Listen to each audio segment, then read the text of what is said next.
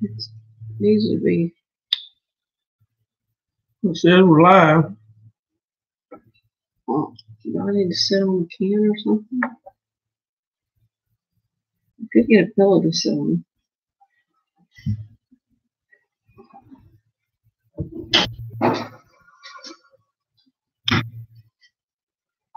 Hey guys. Hey Stacy, Tim. We're just a hair early, but this is new and we're just trying it out. Robin, Vita, hey guys. We'll wait just a few minutes. I got the other part of the Squatch team here. We'll wait. Can you guys hear me? That's right, Robin. Everybody gets to work. Can you guys hear me? Hey, Matt. Good, good. This is first time we've tried live streaming, and we got some things I want to talk about a little bit, and we're going to get into some Q&A. Thanks, Bigfoot Busters. Loud and clear. Good, good. If you guys have any questions that you'd like to give to us and Hi, Tracy B. have us to answer, put it in all caps. Cryptid, hello. Cryptid 559, hello. Anyway, put your question in all caps, and Sheila's going to kind of keep up with that. It's kind of hard to keep up with it on the chat. It rolls so fast, and I got a couple of things I want to talk about. Before you start, we just need to let y'all know we've got two puppies running through here, and I try to keep them quiet.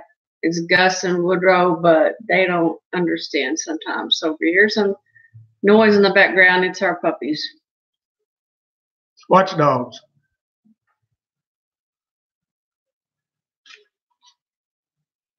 We see your question, David, and I will definitely get to that. Hi, Nikki.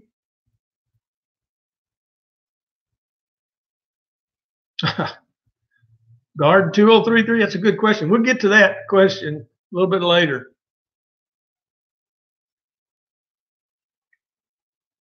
Tim, that's a great question too, and I will definitely get to that. Let me go ahead and get started. There's a couple of things I want to talk about before we get into the real Q&A. The first thing is, man, we are just so elated about, we just hit 2,230 subscribers today, and we're a small channel, guys.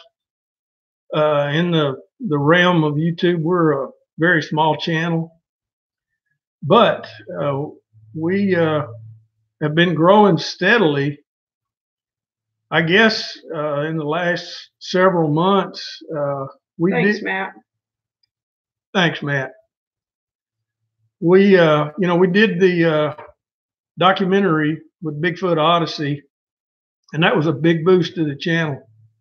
We gained about 500 subscribers in just a few days, but we're growing. We're still small.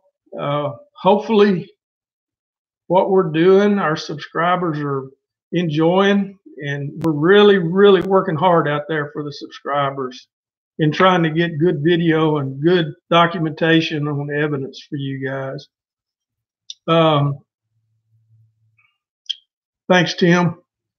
That's two things that Robert taught us, was being honest about the research you're doing and being truthful about the research you're doing. As we know, there are no experts in this field. I don't care what anybody says. And we've got some researchers out there that claim to be experts in the field of Bigfoot. And guys, there are no experts. I've been doing this quite a while now, and every time I go out, we have new questions that we can't answer. But we're trying hard. But I wanted to really let you guys know that we appreciate so much the way the channel has grown over the past few months, and hopefully it'll continue to grow. like I said, we're working hard for you guys out there, doing the best we can to collect some good data for you guys and get some good sharp video. So we're working hard. Hey, Rick. Hey, Rick. Bailey is an expert. An expert what? Expert dog. Second thing I wanted to talk about, guys, and that's really why I wanted to do this live stream, besides answer some questions for you guys. We did a video, I guess a couple of weeks ago now. It was the weekend. Hang on. I love that, Rick. I am the brains behind it. Go ahead, Bill. I thought you were my friend, Rick.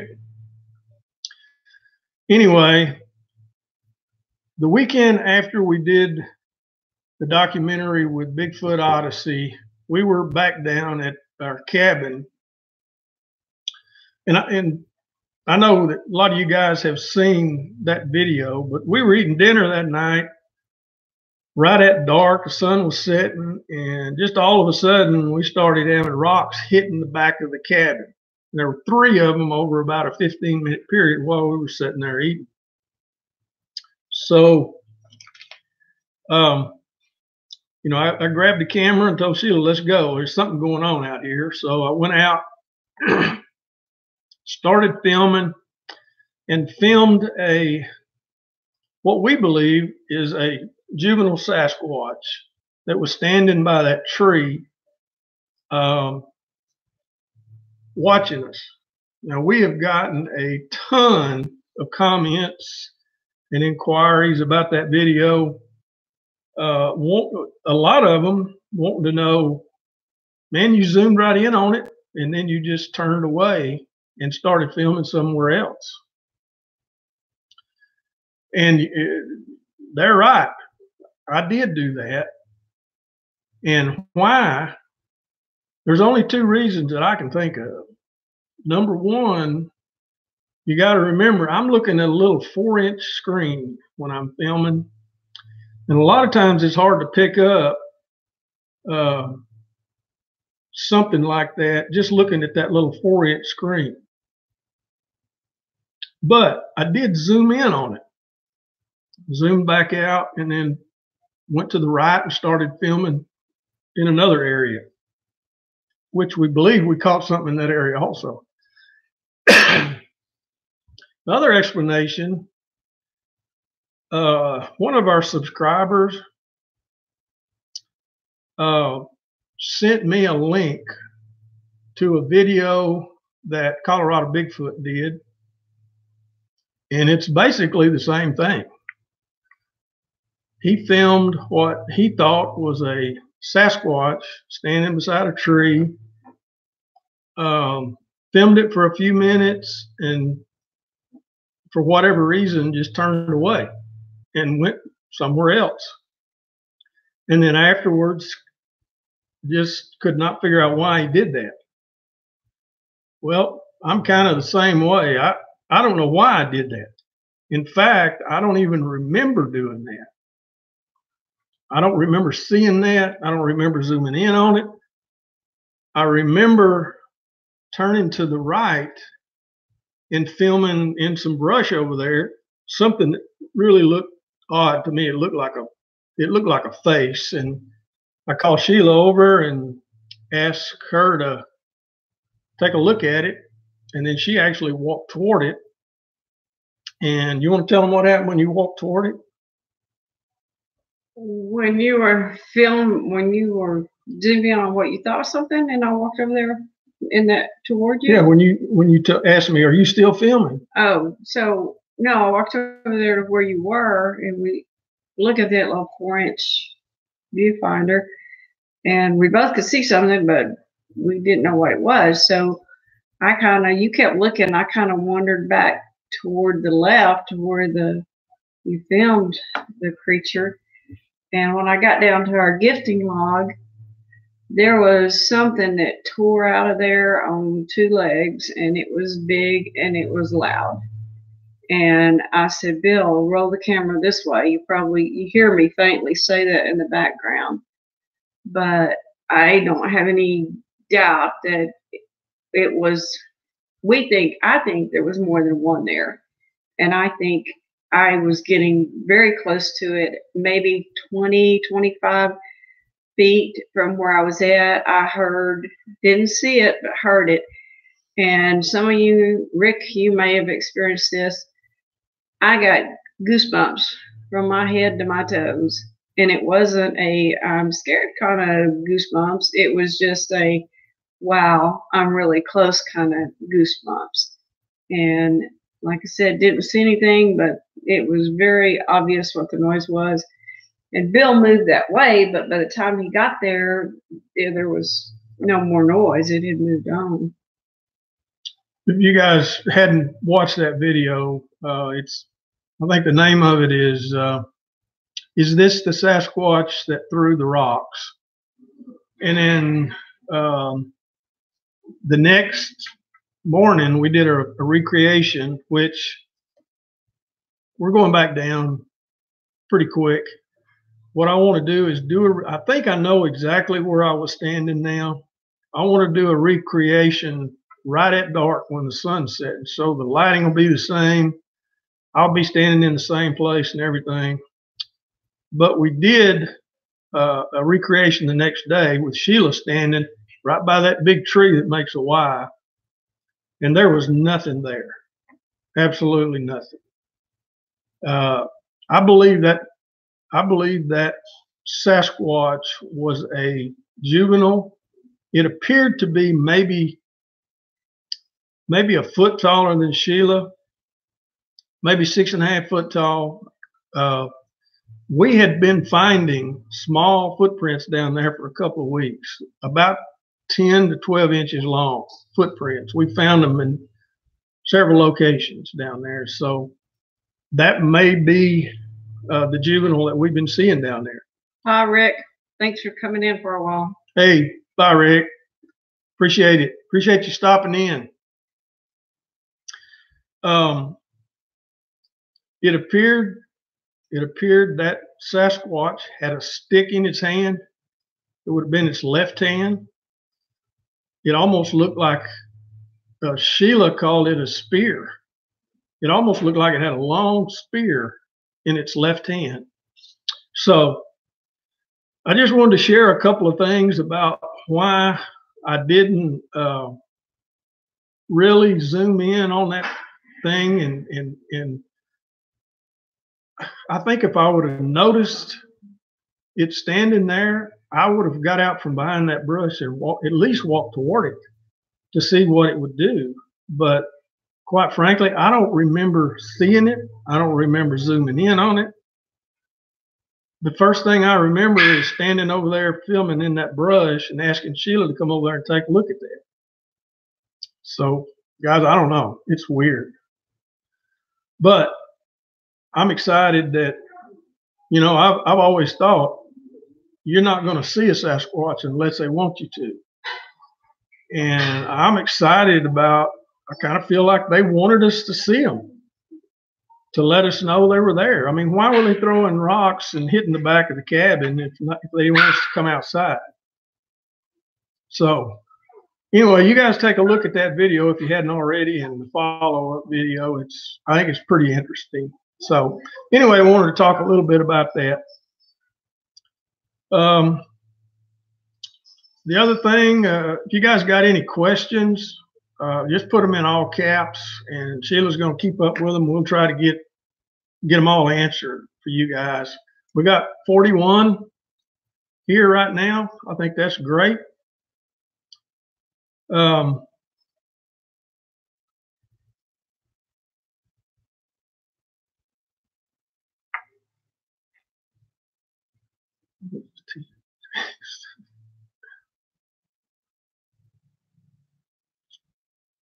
Just put your questions in all caps, guys. We'll get it done. We'll get them answered.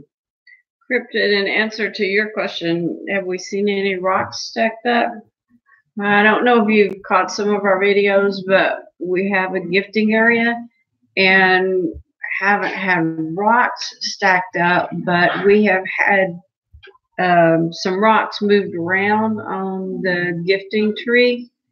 One of the rocks, a bright, pretty blue one, was moved from the gifting area up to the steps to our travel trailer, which is parked right beside our cabin. And it was down in the gifting area. We've also had some glyphs with sticks in that area where we were at. And those rocks just get kind of moved around. Sometimes they'll just change the order of them. So we haven't had the stacks of rocks here. Now we've experienced that at another location, but not at this location. Hey, Carl Gotro. Good to see you in there, bud. Do you hear the metallic whistle? I've done a whole video on the metallic whistle. Robert Dodson used to talk about hearing a grass whistle when they were having some action down there, rock throwing, whoops, tree knocks. He would always hear what he called a grass whistle. First time I heard it, I actually didn't hear it. I filmed it and the camera caught it. And I did a whole video on the high-pitched frequency sound that we felt like that Sasquatch was using to communicate. We had a sighting down, it's actually in the creek that was down close to the 11-footer area. Udell actually saw it go across the creek and into a thick area of woods, and we got across the creek in that area, and I set the camera up and started filming. We started hearing that high-pitched whistle coming from several directions. We couldn't hear it with the ear, but the camera picked it up. So, yeah, I know what you're talking about, Carl. We know about the high-pitched whistle. Are you guys hearing it around your house?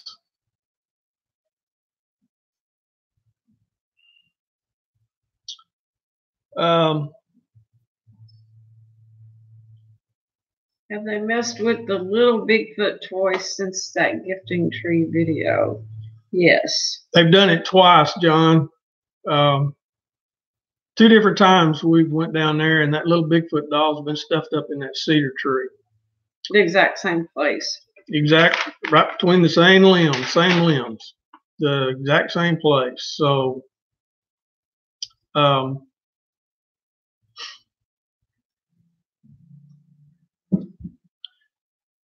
Maggie May says, do the foots vary in color and facial features?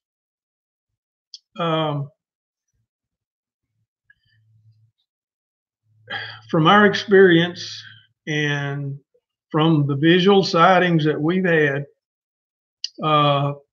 yes, they do vary in color. We have seen black ones. We have seen kind of what I'd call a auburn reddish brown color, and even one that was light enough that Robert named her Blondie. It's a female. She had a young one, and she was a real light color, almost, well, he called her Blondie. So the facial features, Robert always told us that there were 3 different types that he had in his research area. One that was the typical, when you think about a Bigfoot, or you see like the Patterson-Gimlin film, that one. There was another one that he had down there that was a thinner version that wasn't quite as big, didn't have as much hair. I actually filmed one of those last year. It's on the channel. I think the name of the video is Day 2, We're Going In Deep. But I actually filmed one of those type down there that was hiding in the brush from us. No facial hair much at all. No hair much on the head, but the cone head and a lot thinner body than what you think about the typical Bigfoot. And then the third type that Robert had down there was a smaller version. that almost looked like an orangutan, except the pointed snout. I guess it's the type that some people would call a dog man. But he had 3 different types down there. We've seen 2 of the 3 types down there. Haven't seen the dog man like looking one yet, but we've seen two of the different ones. Pam, you said, is Robert's trailer still in the same place?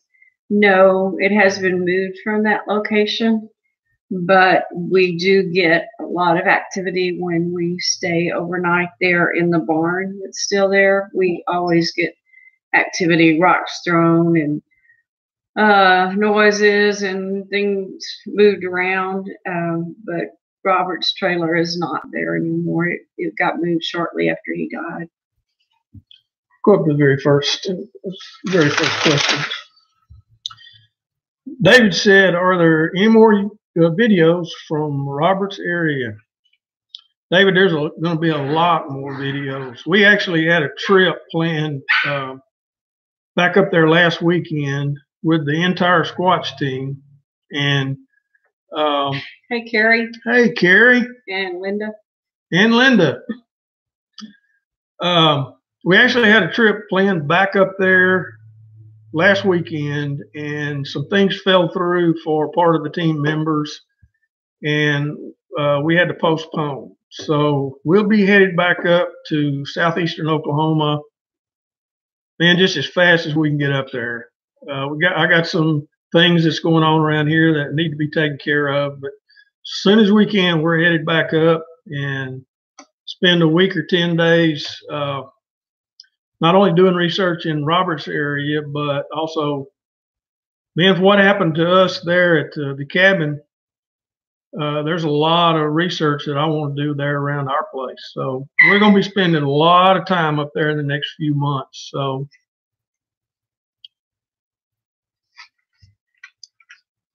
somebody's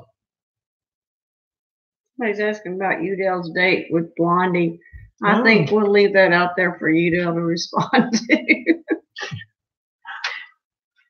We've enjoyed having Wendy with us. She's a lot of fun. But we'll leave that one out there for Udell to address if he logs in here. Stacy said, "Do you think the ones on your property are old neighbors?" Oh, I don't know, Stacy, for sure. Like I talked about when we did the documentary with Carrie and Linda, I don't think there's a clan that lives on that property, but I sure think they passed through there. And last Saturday, or whenever that was, might have been 2 Saturdays ago, I had got out right before dark and charcoaled a bunch of chickens on the grill. And of course that smell permeated all through the woods. And then we go in to eat dinner and rocks start hitting the back of the cabin. And we go out and I film that. So I don't think there's a clan that lives there on the property, but I feel real secure that they pass through there quite a bit. Robin says, "What is Robert's new channel name?" It's the Robert Dodson Legacy Channel. Stacy Earn is on here. I think she's pretty much has been responsible for getting that channel started. It's the Robert Dodson Legacy Channel. There's a lot of his videos. I'm not sure exactly how many there are, 80-something videos maybe. I'm not sure.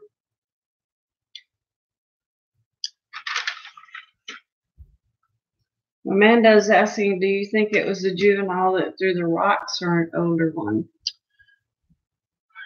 From the position that figure was standing when I filmed it, it would have been perfect to throw rocks and hit the back of the cabin. I think it was that juvenile. I really do. The thing is, on our property, it's not really rocky.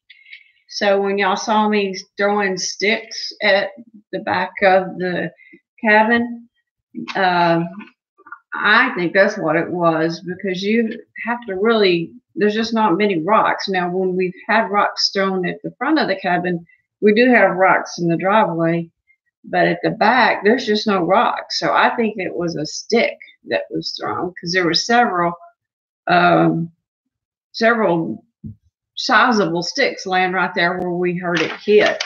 Stacy said, tell them Robert's new channel is Bigfoot Hunter Legacy Group. And you can go there and look at a lot of Robert's old videos.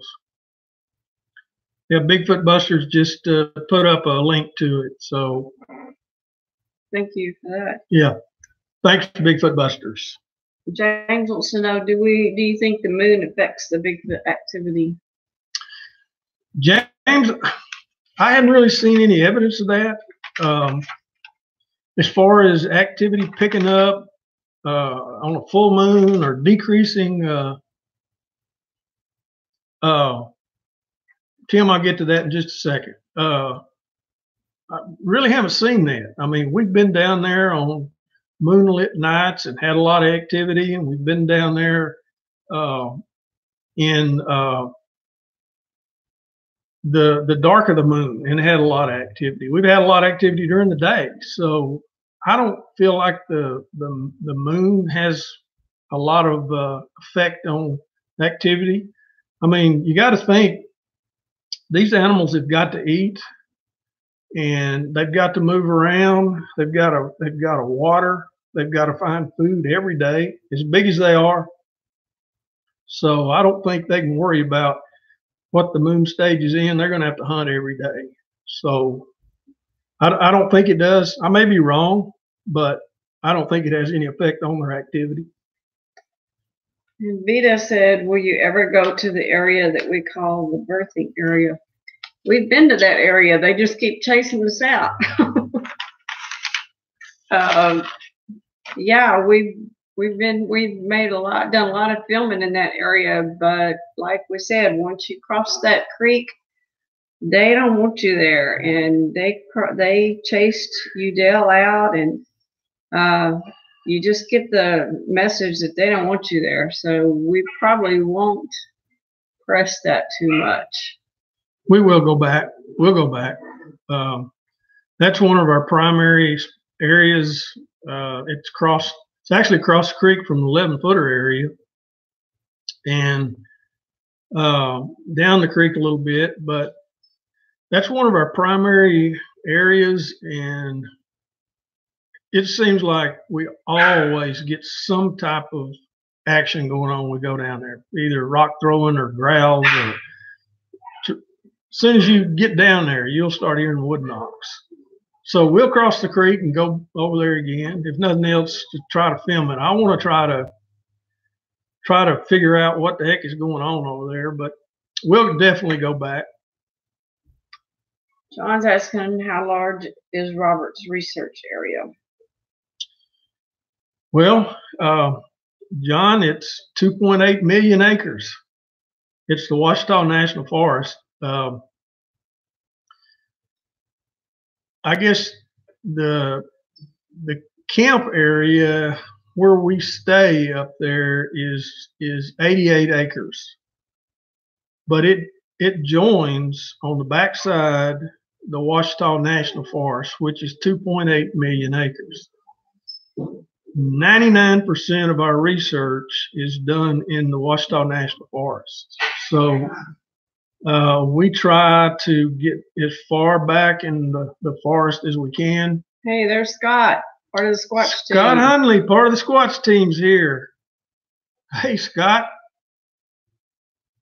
But we try to get, way back in there as far as we can and do a lot of research. But I guess to answer your question, it's 2.8 million acres. A very large area. Pam, do you think it would matter if a woman tried to approach the nursery area? I have, and I've gotten the same kind of reaction. There's just something about that area. They do not want us there. We can get close, we can get up to the creek. I hear Scott going whoop, and he knows what I'm talking about. But once I've crossed the creek, Udell and I were across the creek one time and had a large rock thrown in the water, and they just make it known that that area is off limits. And yeah, I have been there, and they don't welcome women there either. James says, would you consider bringing people along at some point?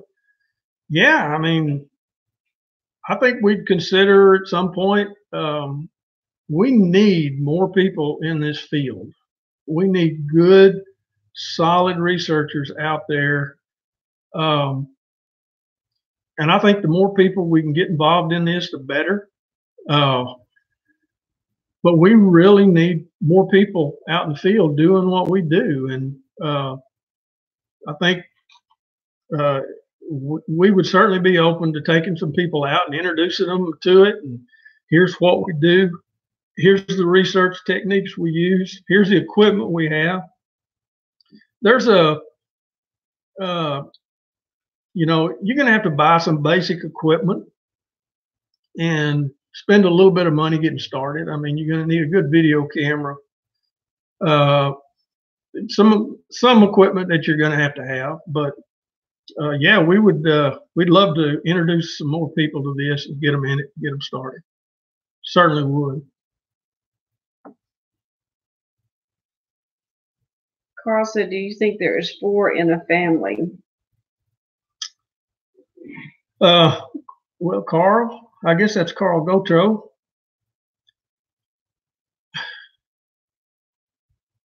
From my experience, what we have seen, there is normally a alpha male, and there's usually a female. And we have seen a group of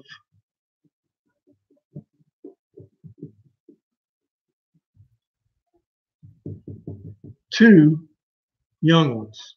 So I guess that would make 4. But there, Shadow, those of you that remember the Shadow that Robert filmed. Oh, come on, Carl. You'd enjoy it. Yeah, come on, Carl. Go with us.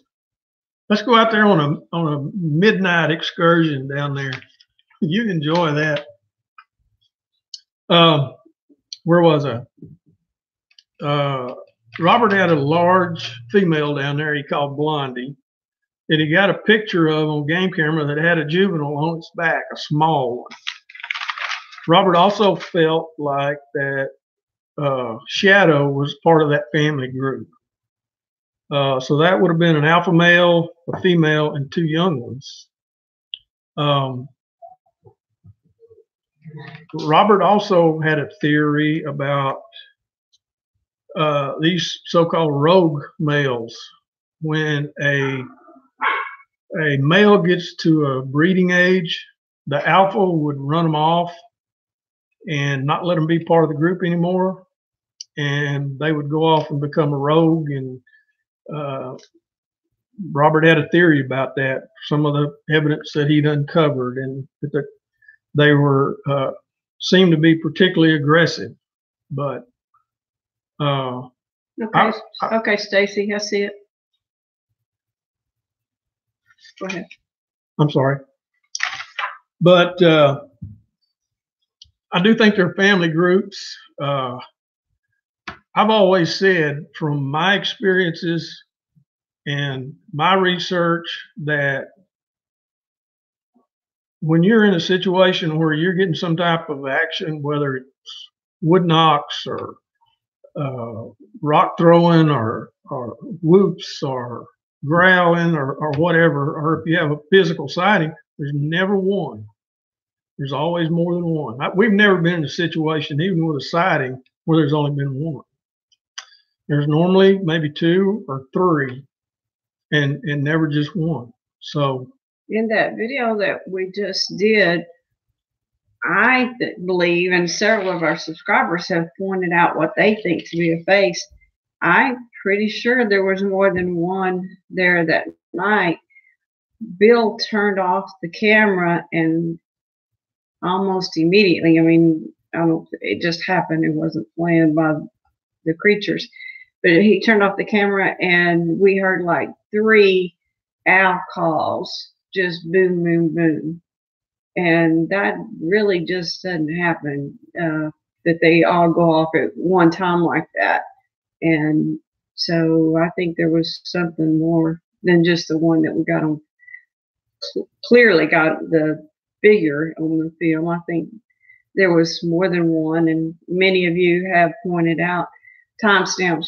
And many of you that pointed out, it was the same timestamp. You're all looking at the same area we were, where you can see something there. So yeah, I think there's definitely something there. Pamela says, do you think that Dogmen and Sasquatch are in the same areas? According to Robert, they are. Robert had 3 different types down in his research area, and one of them was what he called it. He said it looked more like a baboon, but it had the long snout and the canine teeth, and he got it on video a couple of times. But they're a lot smaller. They're not the 7 to 8 foot that we think about when we think about Sasquatch. These are relatively small, but according to Robert's research, they were in the same area as the other ones were. John, we get a lot of tree knocks. Normally, when we go into an area, I've done this on several occasions. I kind of like to announce. I don't like to surprise anything. I kind of like to announce our presence, and I'll tell the group. I carry I call it a Bigfoot stick that I made myself. I carry it with me in my backpack. I'll find a good tree and I'll do a wood knock just to announce our presence and not surprise something. And gosh, more than 50% of the time, less than a minute later, we'll get an answer. They'll start knocking back to us. So we get a lot of wood knocks down there. And answer y'all's question about the different kinds of Sasquatch. The video that we did where there was the big eyes, I mean, like the really big eyes, really far apart. Carrie suggested, and I think it might be a possibility, that that might have been something that the eyes were set on the side more than frontal, because there's such a wide distance between the 2 eyes. And if you watch that video, it was a still shot of her on our game cam, but there's 3 frames, and every time it moves, those eyes stay parallel. It goes down, but the eyes aren't like this. It's not like a bug or something. The eyes stay parallel. It comes up, the eyes are still parallel. It goes down, the eyes are still parallel. So even though those eyes were so far apart, I think Carrie might have been on to something, that it could be something the eyes are set more to the sides of the head versus in the front that we're used to seeing. Patrick, you asked, do you see any lights in the area? That's a great question. We were on a BFRO expedition in Kentucky, and they do all of their research at night. It's all night excursions. They don't do any during the day. And we were on a night excursion around a lake there in northeastern Kentucky, and we probably had, I don't know, 10 people in the group, and I was just happened to be the group leader. One of the guys was having trouble with one of his knees, so he decided to stay on one side of the lake with a lawn chair and just listen. Well, we walked probably 2 miles around the other side of the lake and spent most of the night. And when we got back to where he was sitting at, he asked us who was following y'all with those lights. There wasn't anybody following us. I never saw any lights. But he said, behind you guys and up higher, there were lights following y'all. He said, I thought maybe some of you guys had just lagged behind maybe 200 or 300 yards, but there were lights that were following y'all. Never saw them. Don't have a clue what it might be.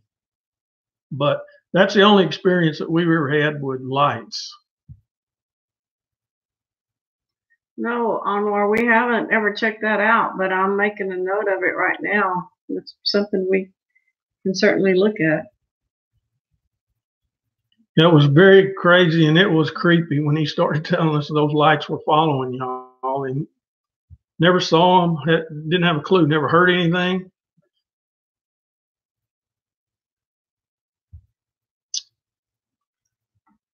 Do Sasquatch live in caves? The Sasquatch live in caves. I feel like they do.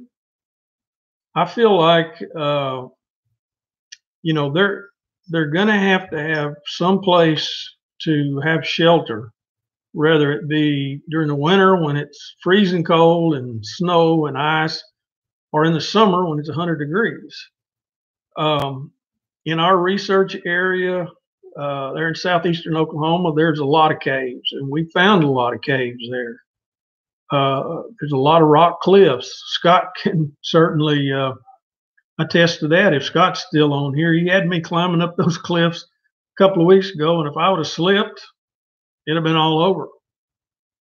But yeah, I believe they do. I believe you hear, Scott? You remember when you had me climbing up those cliffs a couple of weeks ago? One slip and it's all over with. But there are caves all in there. Do I think Bigfoot know about the wheel or about fire? I don't know how they couldn't. I mean, they've seen us running around on side-by-sides and four-wheelers and pickups, and I'm sure they've seen us with campfires, and I'm sure they do know about them. I just think they don't need them. You know, yeah, y'all may or may not know this, but we're not at that cabin all the time. We come in and out, and sometimes when we're there, we come in there, they're not there. But when they're there, we can feel they're there. We know they're there, and they know we're there. And that's when we start getting rocks thrown at the cabin and stuff. Yes, we have heard them whispering. Right? Yeah, Rachel, we've heard the whispering. We've heard what sounds like little kids. We've heard the mumbling. We've heard the samurai chatter. The samurai chatter. That was on Rick's property. I think he's already kicked off, but yeah, we heard some samurai chatter at Rick's property. Yeah, we've heard all. We've been on expeditions in the middle of the night down to southeast Oklahoma, middle of the night, middle of nowhere, and you hear mumbling. Amanda, I would agree with you. I myself wouldn't go into a cave. I think that is a little bit too invasive, and I wouldn't do that. I think you might be inviting aggression to go into an occupied cave. That's just my opinion. Turn back over to some of those other questions. Let's get some of those. Have we ever had any run-ins with poachers? Never had any run-ins with poachers. I don't know. We get into areas that most people wouldn't go that far. You know, we get in some areas that takes some effort to get into, some hiking, and just never had any problem with poachers. Never run into any.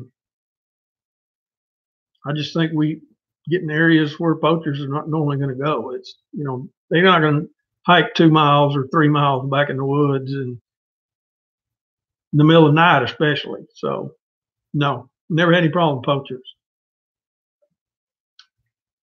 I think we've got all the questions that I was able to capture real quick, unless I missed something.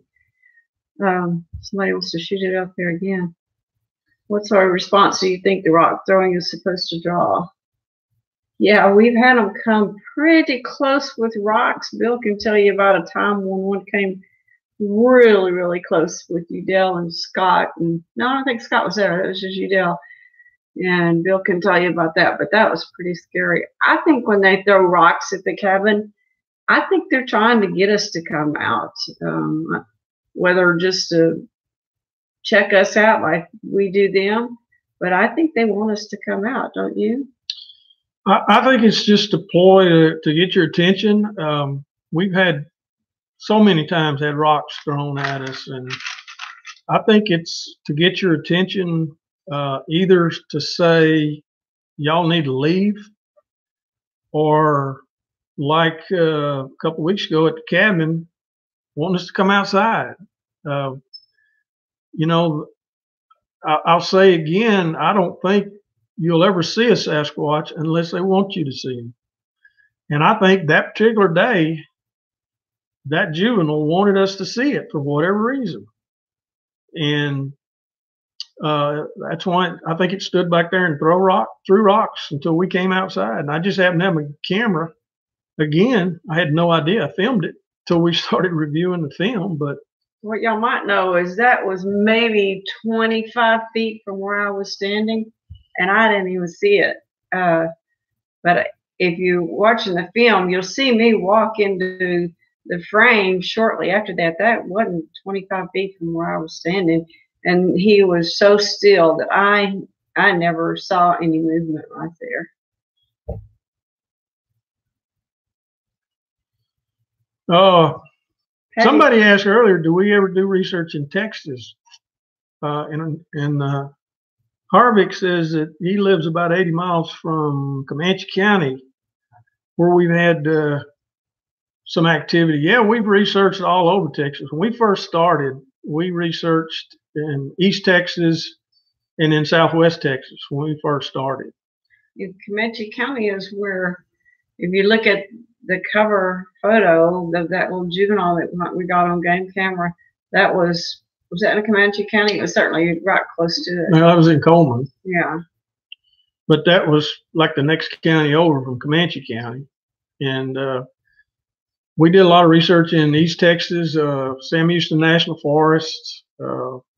So, yeah, we started out in East Texas until we met a gentleman by the name of Robert Dotson, and went up there in southeastern Oklahoma and just got our socks blown off of what he had going on up there. And then we kind of moved up there. Loved it so much we bought property up there.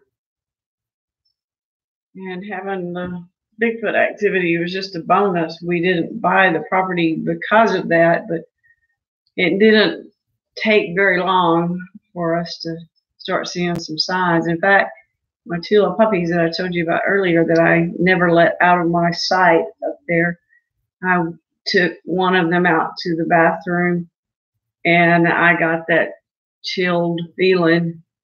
And this was like, we hadn't been there a couple of weeks, and I came back in and I said, Bill, they're here.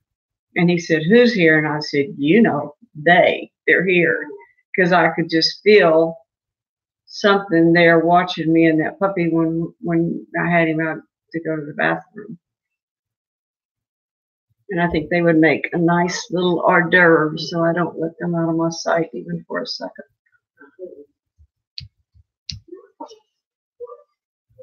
Have we ever tried to sing or play recorded music? We've not sung to them. I'll tell you what we did do. We were in Missouri on an outing in Missouri with some real good friends, and we were on a night excursion and went way back down in the woods, and it was in the middle of the night, and out of her backpack she took one of these Indian whistles, Indian flute, and she played that for about 15, 20 minutes, I guess. And we started hearing bipedal footsteps in the dark. We never saw anything, never had any rocks thrown, nothing like that, but we heard footsteps after she played that flute. So here's my puppy. He's got a brother just like him. And yes, Pam, they do act different when we're out going to the bathroom. They will look off out in the woods and just kind of stand at attention. So they might be seeing a rabbit, they might be seeing a raccoon, I don't know. But they do kind of go on alerts sometimes when we're out there. John, I believe that was near Mountain View, Missouri. It'd be south central Missouri. I think Mountain View was the largest town from where we were actually staying. We were kind of in a rural wooded area, staying in some travel trailers. But yeah, they're Bijons. We got 2 Bijons, Squatch dogs. Gus and Woodrow. Augustus McCrae and Woodrow Call, that's their names. They go with us everywhere. Yeah, I think we're caught up on the questions. We are going back to southeastern Oklahoma, up in Roberts area, probably, like Bill said, the end of April. Scott, if you're still out there, I'm sure he's going to join us, and we plan on being there for quite a bit of days in southeastern Oklahoma. It's about an hour from our property, so it's a lot of driving back and forth. But yeah, Scott said he'll be there. But yeah, it's a lot of fun. We have so much fun with Scott and Udell, and always have some activity in that area. Those woods are just full of activity every time we go up there. Maggie Mae, you asked a great question. What happens to their dead? I mean, there's so much debate over that. You know, there's theories out there. Maybe they bury the dead. Maybe they're even cannibalistic and eat the dead. You know, that's one of the questions that's out there that we're trying to get answered. You know, we come across some strange formations out in the middle of the woods in 2.8 million acres sometimes that almost looks like graves. And I don't know. I don't have a theory on that. Again, that's one of the questions that we're trying to get answered out there doing this research. Brian asked, what's the scariest incident we ever had, and why were we so scared? Well, we talked about 2 situations when we did the documentary with Carrie and Linda, that we kind of felt like we were in danger. We were down in Robert's research area. It was probably 2 o'clock in the morning. Udell was with us. It happened to be a moonlit night, and we were following a creek, probably 3 miles from camp. And we'd stopped and talked about, we hadn't really had any activity. Earlier in the night, we'd got some eye shine and that kind of thing, but last couple of hours, we hadn't got any activity. So we talked about, let's just go back to camp, go to bed, and start fresh tomorrow. So we started walking back toward camp, and we'd went maybe 50 yards, and a rock about the size of a softball come flying over my head, landed about 10 foot from me, rolled down the hill and into the creek that we were following. When that happened, I immediately spun around and I hit the button on my flashlight. About 40, 50 yards behind us, I got eye shine. And it was probably 7 foot, 7.5 foot tall. We just decided at that point, they're telling us that we need to get out of here. So we did. We followed that creek back toward camp, and we noticed that there was heavy bipedal footsteps behind us and to the left of us. So we had one following us and also paralleling us until we got 200 or 300 yards from camp, and they stopped. It was like they said, "All right, we got you back to your camp. We got you out of our area. Everything's okay." That was a little intimidating. When a rock that size goes flying by your head, it gets your attention pretty quick. I knew it was time to go. The other situation is we were on a research outing not too far from Falk, Arkansas. And again, it's in the middle of the night. Sheila and I were way down off trail. And we heard this real low guttural growl. Wasn't a pig, wasn't a bear. If you've ever heard it, you know what it is. And then immediately after that, we heard this crackling and pop as it broke a tree over, pushed the tree over. So I just started calmly talking to it and saying, "Okay, we understand. We understand that you don't want us here, and we're gonna back out. We're gonna go. We know you don't want us here." So we walked back to the main trail and started hearing whoops on both sides of us.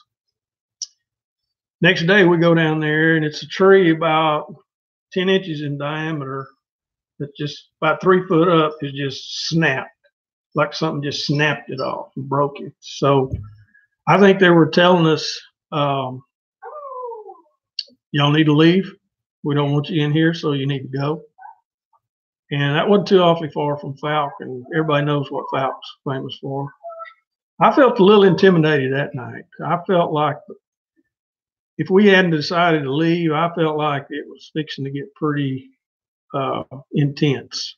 So that's another situation where we both felt pretty doggone intimidated.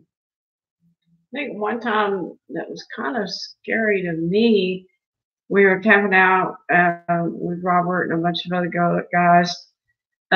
Thanks, Brian. Thanks for dropping in. And we were sleeping in the back of the truck. We have a camper on the top of on the truck. And it was pouring down raining, and we couldn't open the windows because it was pouring down rain. It was hot and stuffy in there, so I wasn't sleeping very well. And I heard something coming like 2-3 feet right down parallel to the truck. And you could hear it very well because it was raining, and you could hear slosh, slosh, slosh. And it walked up to the front of the truck and pushed on it. I don't think it pushed on it as like trying to push it over, maybe just kind of putting his hand out there because it was wet and muddy. But that was a little bit too close for comfort, and it was dark, and I couldn't see anything, and I couldn't get this one awake. And the next morning we got up and looked right there beside the truck. There were some really big footprints. So yeah, that was a little bit too close for comfort. Carl, you asked about the eye shine. Have we ever seen red eye shine? I've never seen red eye shine. All the eye shine we've seen has been white. Maybe a darker shade of white, if you understand what I'm saying. But I've never seen any red eye shine. Never seen that. I've seen a lot of white eye shine, but never red. What's the biggest Bigfoot you've seen? Well, I got to see Big Red that Robert talked about. I don't know, can tell you how big it was. I don't know that Robert ever got a measurement on it, but I was looking at it through binoculars, and it was standing between 2 trees. You can't see me.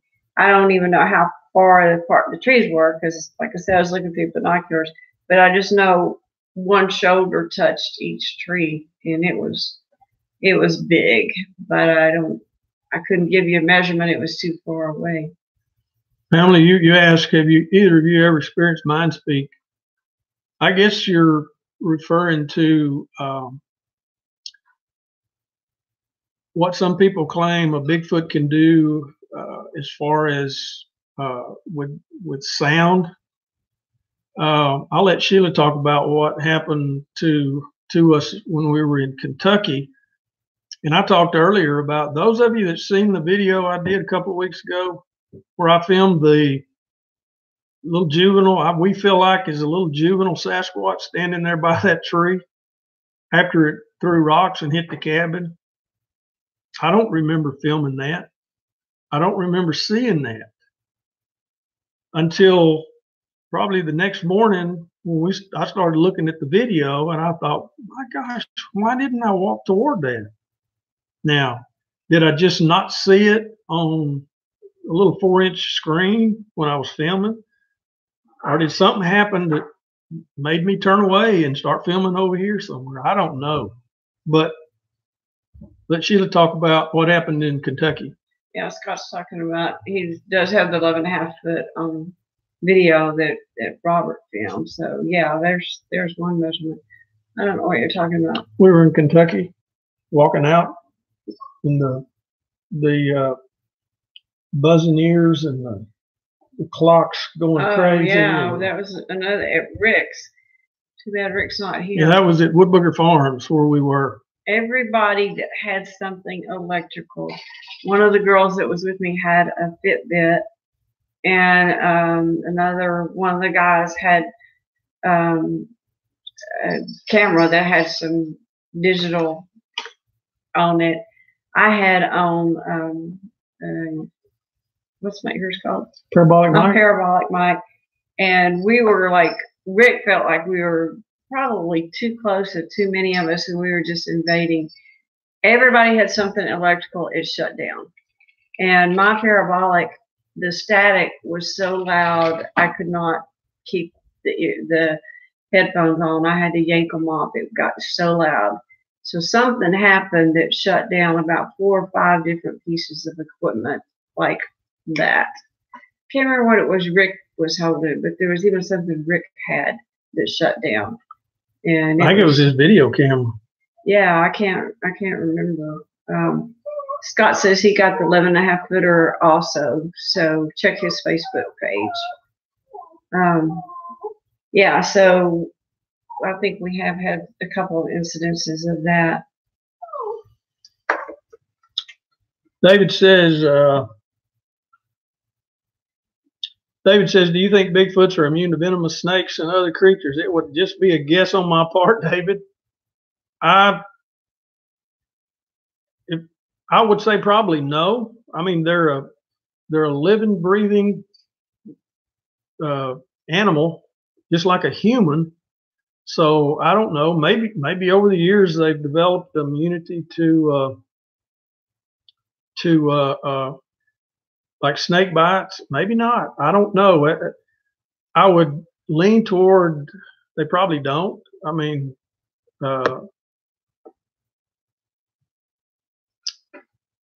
is that a dying dog in the background? No, that's one of our pups. That's I think that's Woodrow Call, I think.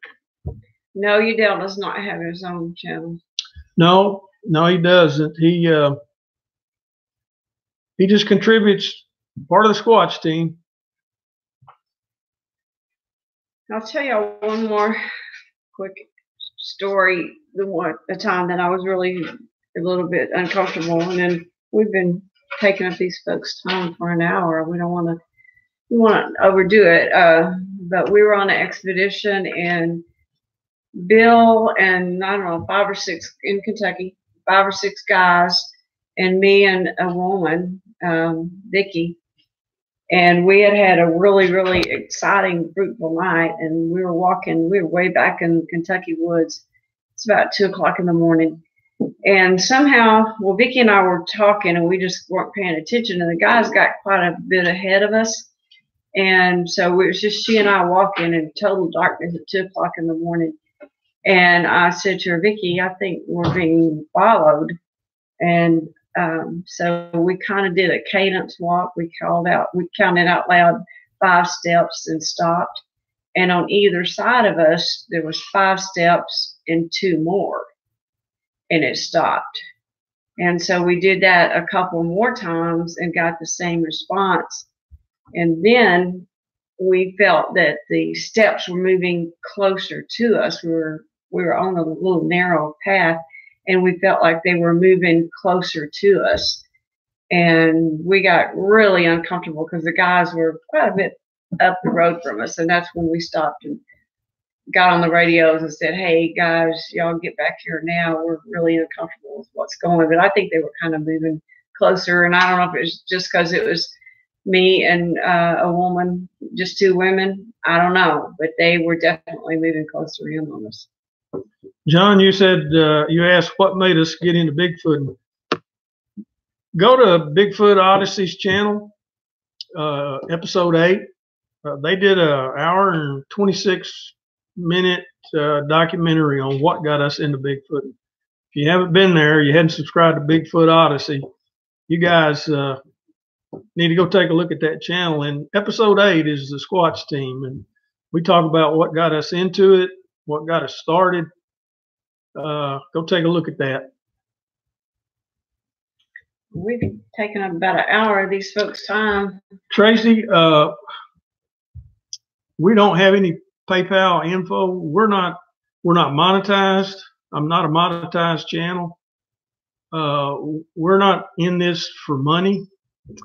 We're in this to try to collect as much information and as much data as we can and present it to you guys so that people will understand what it means to be a believer of Bigfoot.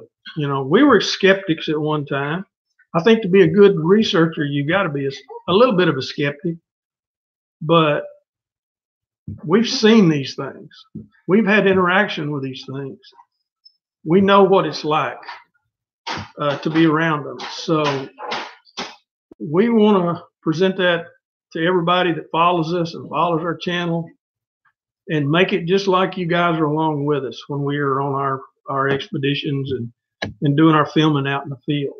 So, and it's fun. We enjoy it. Something we enjoy together, and we look forward to every trip we make back into the woods. And I'm telling you, Scott and Udell, we didn't even know them before all this, and we've just really gotten to be such good friends and met some of the coolest people, Linda and Carrie and Rick, and oh man, I don't want to leave anybody out, but we met so many people from so many different walks of life, and it's just been fun. I hope we can keep doing it for a few more years.